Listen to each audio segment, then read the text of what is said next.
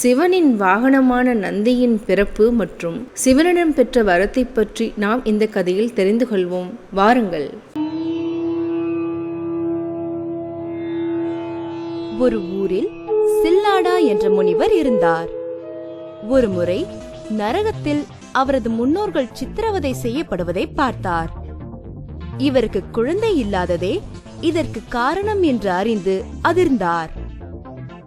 எனவே குழந்தை வேண்டி சிவபெருமானை வழிபட்டார். அவர் பல ஆயிரம் ஆண்டுகள் தியானம் செய்தார். இறுதியில் சிவன் மனமுருகி அவர் முன் தோன்றினார். தனக்கு ஒரு அழகிய குழந்தை வேண்டும் என சில்லாடா வரம் கேட்டார். சிவனும் சரி என்று கூறி மறைந்தார். ஒரு நாள் சில்லாடா நிலத்தில் உழுது கொண்டிருக்கும் பொழுது ஒரு ஆண் குழந்தையை கண்டார்.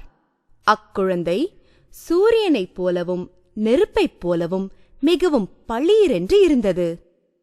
திடீரென்று தோன்றிய இவ்வகை குழந்தையை கண்டதும் சில்லாடா பயந்து ஓடினார்.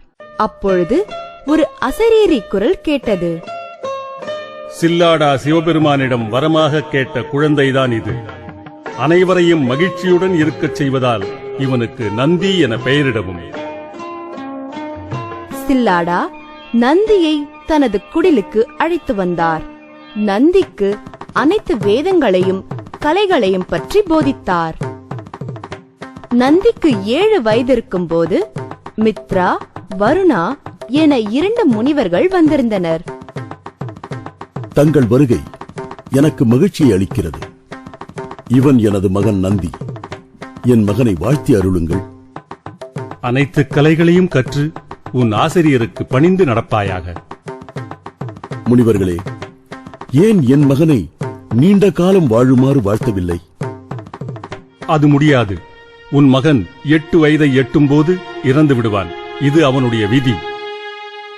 சில்லாடா இதை கேட்டு அதிர்ந்து போனார். நந்தி தனது தந்தைக்கு ஆறுதல் கூறினார். என்னால் என் விதியை மாற்ற இயலும் தந்தையே. நான் சிவனை வழிபட்டு அவரிடம் வரம் கேட்கப் போகிறேன். சிவபெருமானை காண்பது எளிதல்ல மகனே. நான் 1000 வருடம் தவம் இருந்து சிவனை கண்டேன். உன்னால் எப்படி 1 வருடத்திற்குள் காண இயலும்? பொறுத்திருந்து பாருங்கள் தந்தையே. மகனே, தவம் செய்தால் மட்டுமே சிவனை காண இயலும். நிலையான நம்பிக்கையும் பக்தியும் வேண்டும் என்பதை நான் அறிவேன் தந்தையே. நந்தி புவனா நதியில் இறங்கி நீருக்கு அடியில் சென்று தவம் புரிய தொடங்கினான். சிவபெருமான் நந்தியின் தவத்தினைக் கண்டு மனமகிழ்ந்து நந்தியின் முன் தோன்றினார். மகனே, உன் தவத்தினைக் கண்டு மனம் மகிழ்ந்தேன். உனக்கு என்ன வேண்டும் கேள். சிவபெருமானே, எனக்கு பிறந்து வயதாகி இருக்கும் இந்த வாழ்க்கை வேண்டாம்.